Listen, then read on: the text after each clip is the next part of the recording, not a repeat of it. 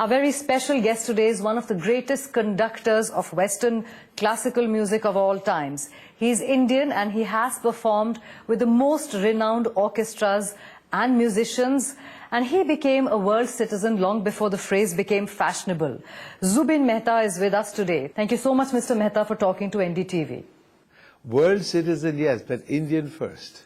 Indian first, okay. Much to the delight of all the Indians who admire you so much but know you very little.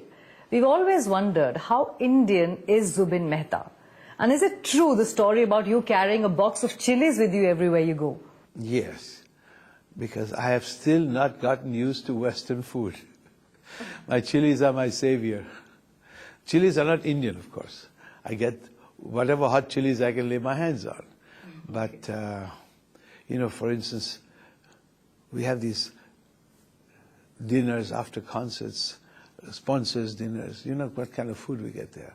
Chilies save me. Now, you were born in Bombay and you talk about your gramophone days when you used to listen to your father's records. That was really your first encounter with music, wasn't it? So that... First of all, I had no choice. He didn't do a concerted effort until later on, of course.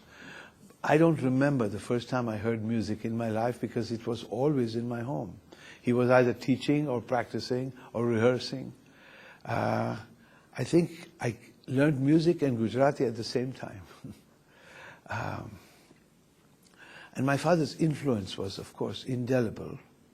I grew up with him, with his orchestra, with his quartet, and his influence on me, especially after he came back from America, you know, after the war.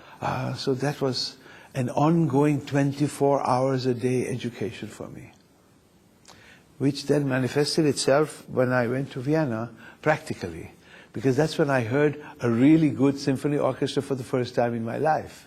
Because until then, I had either heard the Bombay Symphony, which was a mixture of amateurs, Goan professionals, Indian Navy band.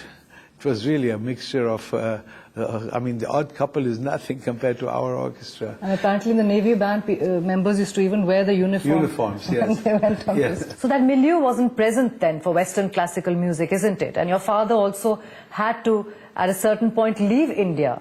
Well, it wasn't anymore after independence immediately. He was there until 1955. Then he just couldn't make two ends meet. It was purely an economical decision, not patriotic, because he was as nationalistic an Indian. In fact, my father grew up with, in my home there was quite an anti-British feeling all my youth. And for him to have to go to England first to earn his living was very difficult for him.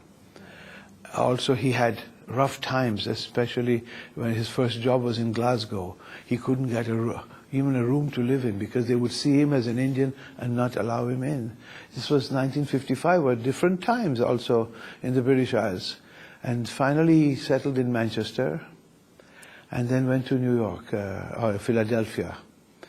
But there were difficult times for my parents. I didn't have as difficult. When I went to Vienna, I didn't feel that at all as an Indian. Because your father was always supporting you, and also you had people welcoming you, apparently. In Vienna, I felt no antagonism about my being an Indian, which my father definitely felt in England. Really? Definitely, yes. But not with musicians, but with social conditions.